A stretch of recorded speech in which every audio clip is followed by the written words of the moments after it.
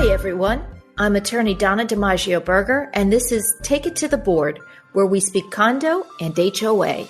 Does your community association have an occasional movie night? Is the TV on in your clubhouse, media room, fitness center, or lobby? Is there music piped into your elevators and other common areas? If the answer is yes, and your board hasn't acquired a license to use copyrighted content, your association might be subject to some pretty hefty penalties. Once movies became available for home use, anyone remember Blockbuster and the original Netflix business model when you had to mail back your DVDs? The changes in the law were not far behind. The Copyright Act, which is Title 17 of the United States Code, was adopted in 1976 to address the needs of both creative artists and consumers. My guests today are going to discuss how your community association can safely host a movie night and offer broadcast, cable, or satellite TV in your common areas. Dave Davis and Scott Templeton are with the Motion Picture Licensing Corporation, or MPLC, which was founded in 1986. Dave Davis is the Chief Commercial Officer of the Motion Picture Licensing Corporation. He has been in a variety of roles in the entertainment industry for more than 2 decades and serves as a member of the board of IACT, an organization which supports those affected by mass atrocities. For all the Wolverines listening to this episode, Dave graduated from the University of Michigan Law School. Scott Templeton joined MPLC as a key accounts licensing manager. In that role, he educates and licenses public performance rights across multiple industries with a focus on multifamily housing and corporations, which is why we really wanted him on Take It to the Board. Scott currently resides in Atlanta, Georgia. He attended the University of Central Florida and received his bachelor's degree from Christopher Newport University in Newport News, Virginia. So Dave and Scott, welcome to Take It to the Board. Hey, Donna, thanks so much for having us. Absolutely, Donna. Thank you. Pleasure to be here.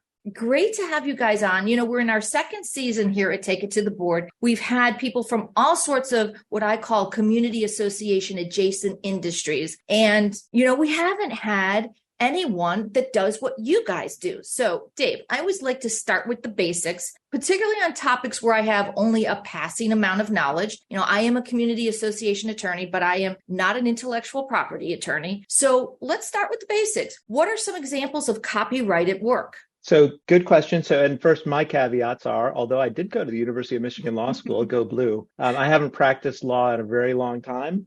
So I'm here in a business capacity, not in a legal capacity, but I'll do my bit with that caveat to talk about the law because we talk about it a lot. Examples of copyrighted works are, you know, most things you can think of that are created for use. So it could be a painting, it could be a book, it could be a song, and for what we work with every day, it tends to be TV series and movies. So renting or buying a copyrighted work does not mean the purchaser can then go out and show that copyrighted work publicly, correct? So when you rent or buy copyrighted works, what you're really doing is you're buying a license for how to use that work. So if you're, buying a DVD, you can't then go take it to your house, open the garage, sell tickets and turn your garage into a movie theater. That DVD, if you remember in the old days, they used to put that FBI warning at the beginning of the DVD or on the VHS cassette. Oh, yeah. And really what that said is, this is for your personal private use. Any other use is not authorized. You get a specific license with a DVD and it doesn't include, publicly performing the work. And that's really the case with any use case. I mean, I don't work with books, but I assume that when I buy a book, I can't then run out and reprint 1,000 copies and give it to my friends. I'm going to give you an example. I'm not going to say that I did this, but we just had the Oscars, right? Let's say I had an Oscar party at my house. Again, not saying I did this, both of you, Scott and Dave, but I invited people over and I showed clips from each of the nominated movies. Am I in trouble? So again, not acting as a copyright lawyer, but I will repeat right. Full disclaimer that we're not giving direct advice. That's right. What many copyright lawyers have told me.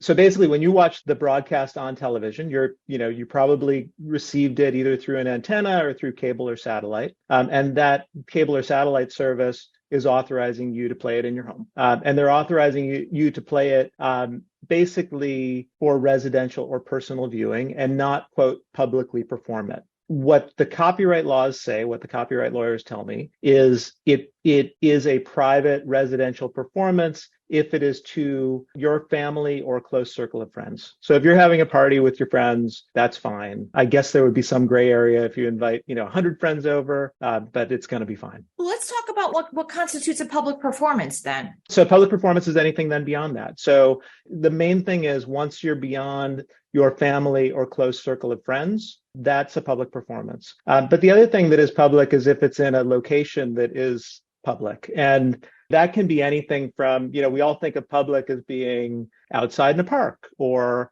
in a bowling alley or in a movie theater, of course. But public doesn't necessarily mean big. So public can mean a telephone booth. That's public. Only one person's in there at a time, but it's different people going in and out. So that's really where MPLC's license comes in. I'm going to give you another interesting example. At the holiday time, sometimes we have homes that have these extreme holiday displays, right? So we had one in South Florida and I think once upon a time, I think there was a show related to these kind of homes that put up these, extraordinary decorations. We had one in South Florida. People came from all over, and actually the city got involved because so many people were coming. But I remember it was on their house and it was on an acre property. Amidst all the other lights and displays, they had a screen out, and the screen was showing classic holiday movies. Sounds like a problem to me. Yeah, technically it's a problem. So the copyright owner for, It's a Wonderful Life, which, or for, other holiday classics. The Grinch who stole, right. Mm-hmm. They probably don't want to antagonize their customers, but technically, yes, it is a public performance. So Scott, I want to go over to you. This podcast is Take It to the Board. So who's listening to us? Well, we are being listened to on 6 continents, guys, just so you know. I always get teased by my colleagues about that. Nobody's listening in Antarctica, but the other continents, yes. So it's people who live in community associations, who serve on these boards, management companies who manage the associations, and, all the adjacent industries. Scott, many of these communities have bulk telecommunications agreements for cable and streaming. Isn't that good enough? That's a great question. And it's a common misconception in the multifamily industry, both in the apartment industry and in the HOA industry. All your MSOs provide different sort of packages. You can have a bulk cable package, you can have a business package, you can have a commercial package, or even have comp accounts related to a residential marketing agreement you may have in place for the community. But at the end of the day, just because you have the service and are able to show it in what Dave classified as that private setting, doesn't mean you have the ability to take it out of that setting and show it elsewhere. Once you remove it from that private setting and play it in public, it doesn't matter how the means came to you, as long as it's legally obtained, which covers that bulk scenario you talked about.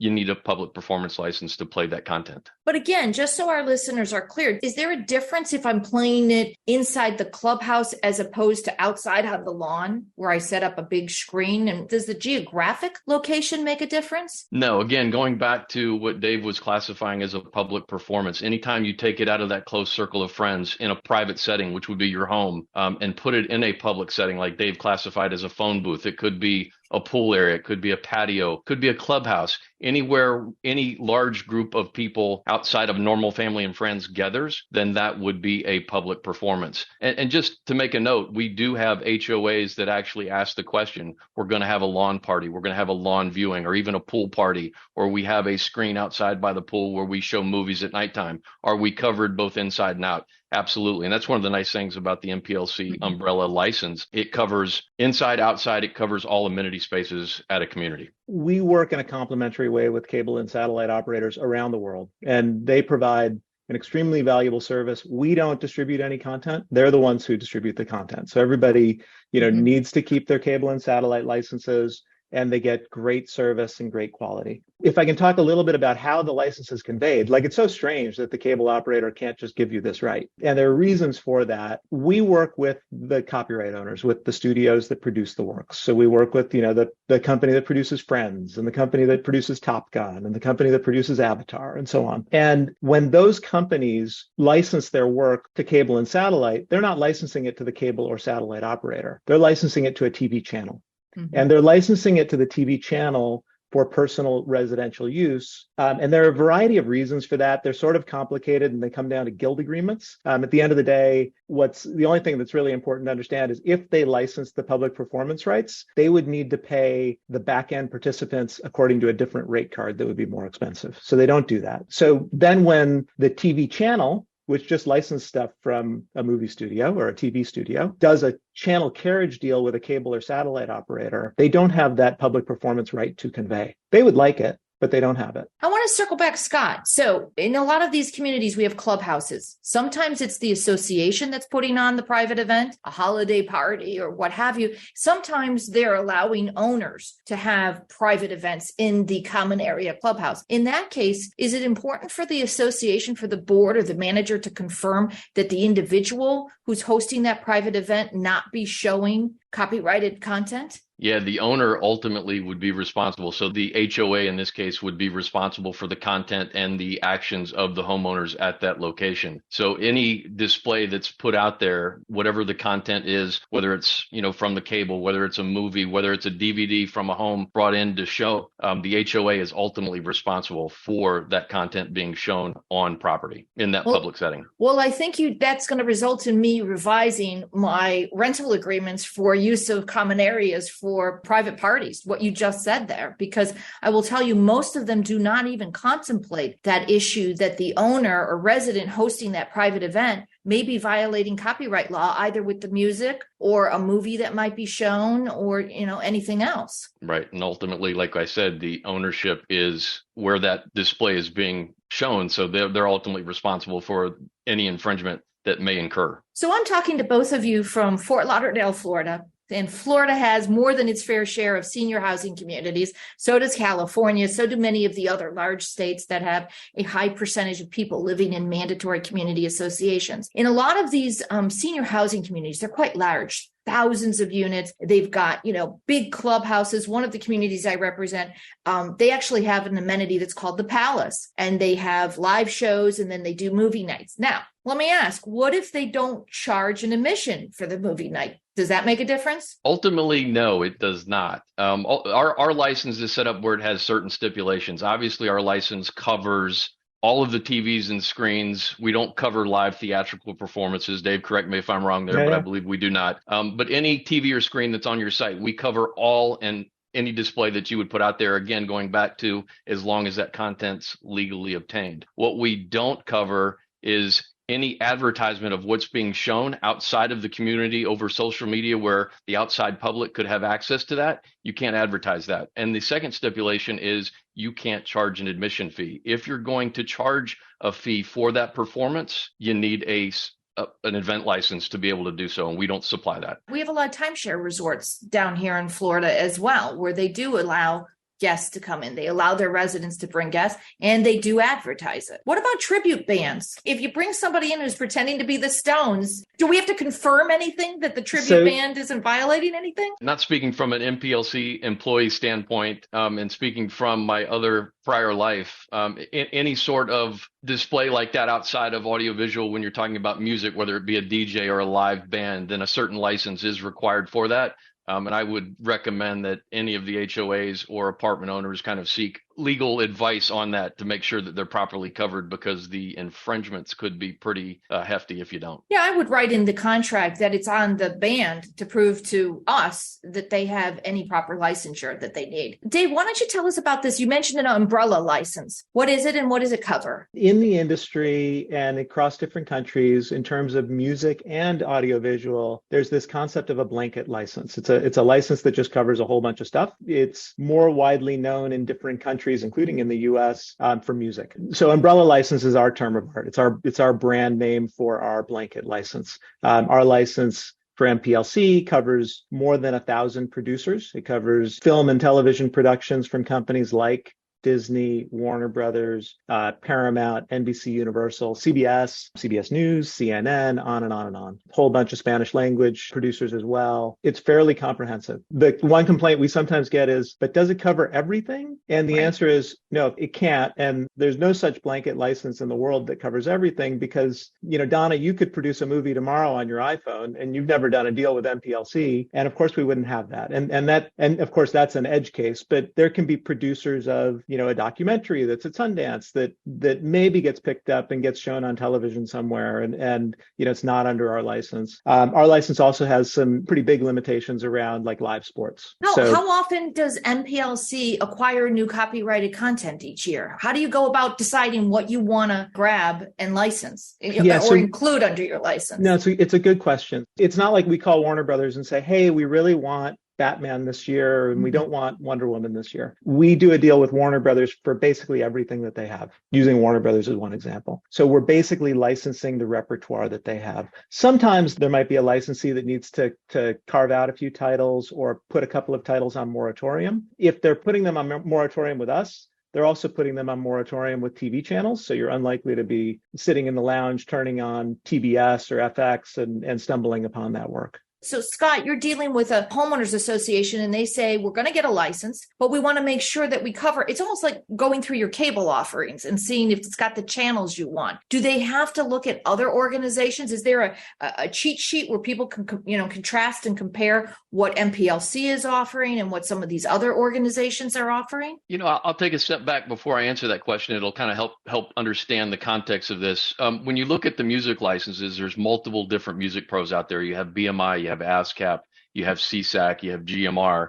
So depending on what genre of music you're going to play at those locations, you may have to have one of those licenses, if not all four. I speak from experience there because I went through that process. On the audio visual side, it's a little bit different because like Dave was saying, the cable companies, for instance, have a very limited right to the packages that they sell you. We have the most comprehensive license that circumvents what they have and overlays on top of that to give you the most comprehensive coverage that you can get. And we are the only ones that have that umbrella license with our rights holders to provide that umbrella license. So it is the most comprehensive coverage you can get. And currently today, there is no competition for that license.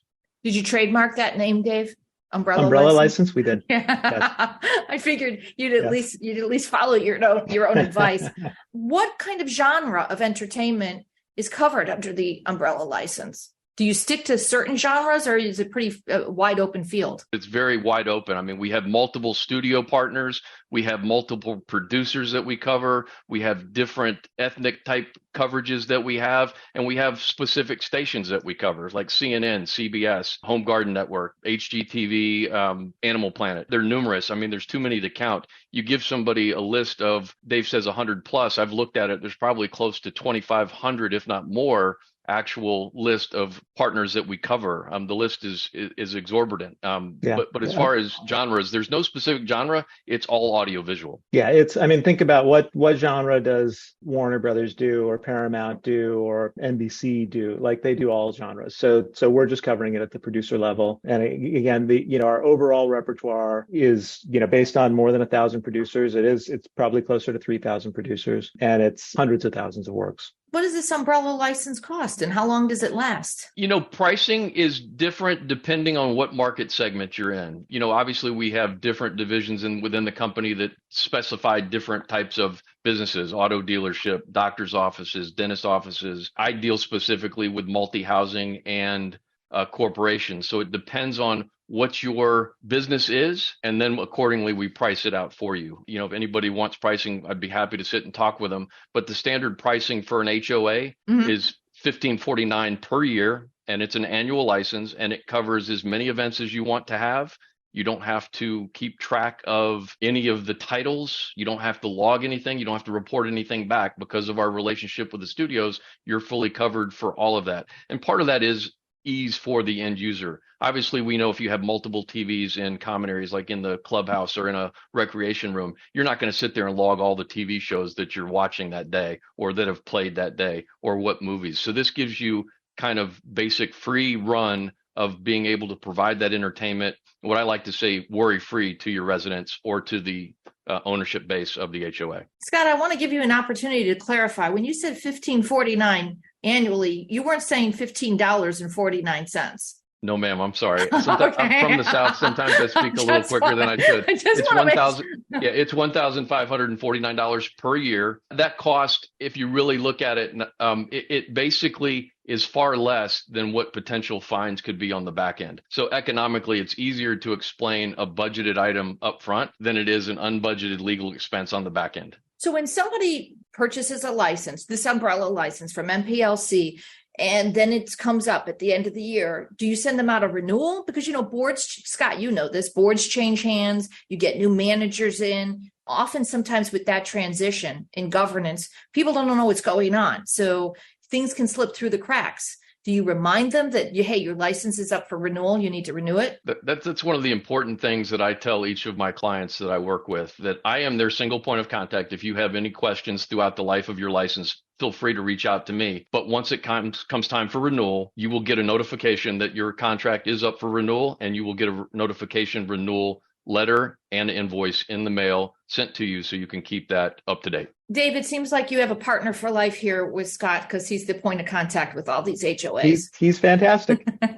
Okay, so Scott, how do you find out that somebody's violating copyright law? Is it like the IRS? You're reliant on people snitching? Do you ever get people who pick up the phone or contact you and say, because we have some disgruntled people in community associations who say they're showing movies in our clubhouse and I don't think they have a license? It's approached in two ways. Some people call us directly, and then to take a proactive and educational approach, we reach out to businesses where we think content is being utilized. And you can look at a website, you can find out properties that have TVs in common areas. So you contact them and let them know of the potential liability and potential risk, and you work with them so they understand what they're currently using, what the use cases are, and what their protections can be, and what the risk is on the back end. Listen, there's a lot of honest people out there that they know they need a driver's license, they need a fishing license, in their personal lives. They need this license, to be compliant, and it's the right thing to do. Our license supports creativity. It supports content owners. Not everybody wants our license, but there are plenty of people out there that want to do the right thing and just, they know they need a license and they take it. Well, that's for sure. There are a fair share of good citizens out there, but as a lawyer, I always have to occasionally think about the bad actors in the industry as well.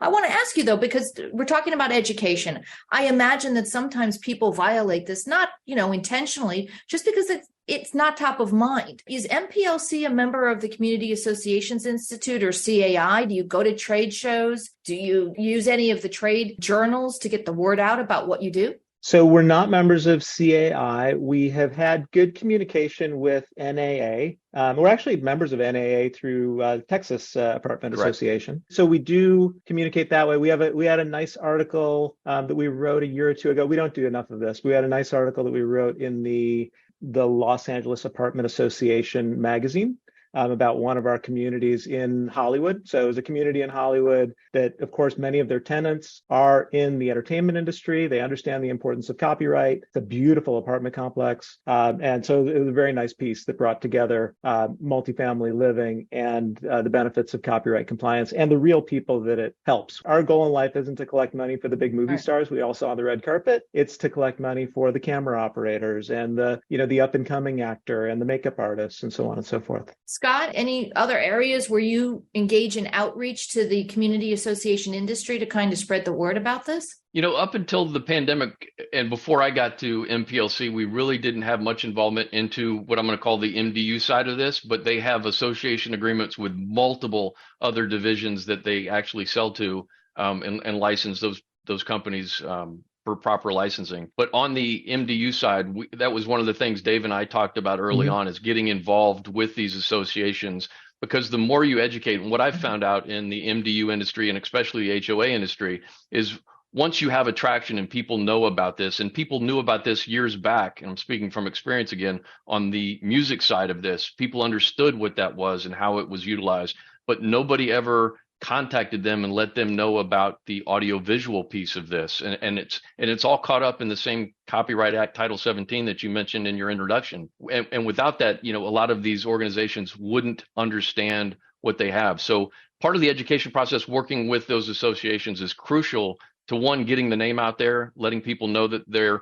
potential liabilities. And anytime you talk to a risk manager or a CFO of a company and they understand that there is a potential risk, they want to understand what's causing that risk, how we're utilizing it internally, and how can we solve for it. And we bring that to the table for them.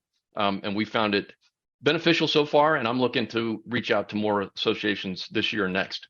Well, that's great. I mean, I go to my fair share of trade shows throughout the year, and I don't think I've ever seen a booth related to, the topic of licensing to display copyrighted content publicly. So, maybe we'll see you at a future CAI trade show. I hope so, because part of the fear is the fear of the unknown. And setting up a booth, you're wondering if somebody's going to come up and talk to you because they see licensing and immediately the alarm goes up. But if you really understand that's a good thing for the property and it can enhance your base. I mean, I speak to the multifamily industry all the time, is that if you don't have these TVs in place and you don't show it as an amenity, you're going to lose that resident to somebody down the street. Same thing with an HOA. Somebody may buy where they've got an elaborate clubhouse and have entertainment for, whatever the events are versus just homes and no entertainment. Here's my tip. You'll get your booth. You get a big screen, show Top Gun, assuming you've got the license to show Top Gun. Get some espresso. You'll be swamped. You'll be mobbed at your trade show booth. How did you both get into this industry? Mine is a little different from Dave, so I'll go first here. Obviously, I've only been with the company for 14 months now. I've got a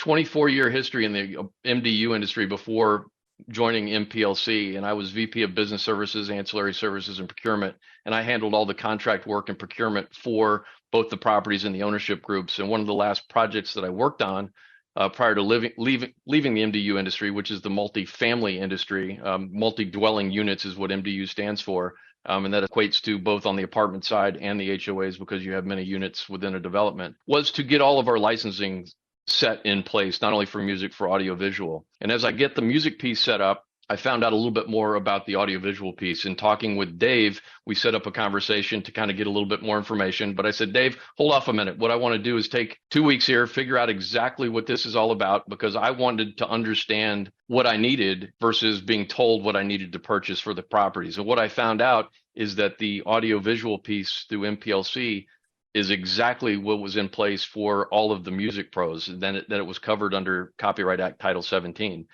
So in doing that, working with Dave, we got all those licenses set for the company that I worked with and got those in place. And shortly thereafter, I decided to leave that industry after 24 years. Dave found out that I left the industry, called me up and said, hey, we don't have anybody that really concentrates on the MDU industry. Would you be willing to come aboard with us and kind of work that angle? And coming aboard with them, I wish I'd have known this years ago, because it's been the best thing I've ever done in my 25 years working with people and educating them on something that can potentially be a lifesaver for the value of the property. And I've actually had some clients tell me that this is a very small license fee to put in place to be able to save and value the property going forward. So it's been a great relationship, and I've really enjoyed working with MPLC, and I look forward to working with all the HOAs and MDUs that are out there. We are glad to have you, Scott. I grew up in Minneapolis. I lived on the East Coast. I lived in the Bay Area. I married a wonderful woman who's from Los Angeles. And I like to say people from Los Angeles are very flexible. They can live anywhere on the planet, so long as it's between Santa Barbara and San Diego. There you go. So we moved to LA, and I figured I better figure out something to do for a living here. And it's Hollywood, so that'd be fun. So I literally called every friend of a friend who once had an uncle who worked at a studio somewhere, and found my way to start at the Motion Picture Association. The people who do the ratings and have their logo on the end of all the movies and so on. And that was a good experience for a couple of years. And that gave me entree to then go to NBC Universal, and then Paramount, and then 20th Century Fox, the now departed 20th Century Fox, acquired by Disney. So you were right in the thick of it. I was right in the thick of it. Yeah, no, it was good fun. So I was mostly doing US and international content distribution for movies and television, across. So it sold a lot of fun movies, including I sold Top Gun many times. So we're here talking on a podcast, and podcasting has become so incredibly popular, right? You've got celebrity podcasts, you've got podcasts covering just every category under the sun. By the way, I got into it during the pandemic. Those first couple months before we really knew what we were dealing with, it was a lot of fear. And I had a routine in the morning, get my cup of coffee, listen to a few podcasts. And I started thinking there's nothing really out here that, when it pertains to community associations. Now, 3 years later, podcasts are so incredibly popular. Will your umbrella license cover podcast episodes? I don't think so. Not currently. So It is theoretically possible that if one of our rights holders is producing, an audio-visual podcast, so one of my podcasts, they have the video that goes right along with it. I think many of them do. It's theoretically possible that we could. We've had conversations with some, fairly interesting content owners that you might think of more as, stuff you would find on YouTube. TED Talks is one. We may, over the course of this year, maybe we're going to represent TED Talks. No breaking news, but I know some people over there, and so that kind of content is fair game. So podcasts, I suppose, is possible. Dave, I want to do a TED Talk on association lifestyle. Will you put in a word for me? I've got a friend. Guys, you've been so incredibly generous with your time. Any final words for our listeners? We get that everybody doesn't want to spend an extra, amount for a license fee, $15.49 or whatever it is, depending on your circumstance and your business. I would say, what we're doing, we believe is really good work. This is enshrined in U.S. copyright law, this provision, so that we can collect these license fees for a good social policy reason, which is to make creative works of art more valuable to their creators, which does funds a lot of jobs. It funds hopefully some works of great art. There are certainly some movies and TV shows out there that I don't want to watch. But it funds a lot of good things. But you're doing important work, and it's important for boards and managers to do the right thing in this regard. If you are showing movies and piping in music, reach out. Scott, any last thoughts? Just to Dave's point, this is a very valuable license that we sell to all businesses. And at the end of the day, if you're not sure, ask. If you don't have legal counsel, pick up the phone, look at our website, give us a call. We'll be happy just to talk to you and answer your questions for you. But it is something it's a very valuable asset to each and every business. Thanks so much for joining us today. Thank you, Donna. It's been a pleasure. Thank you very much. Thank you for joining us today. Don't forget to follow and rate us on your favorite podcast platform or visit takeittotheboard.com for more ways to connect.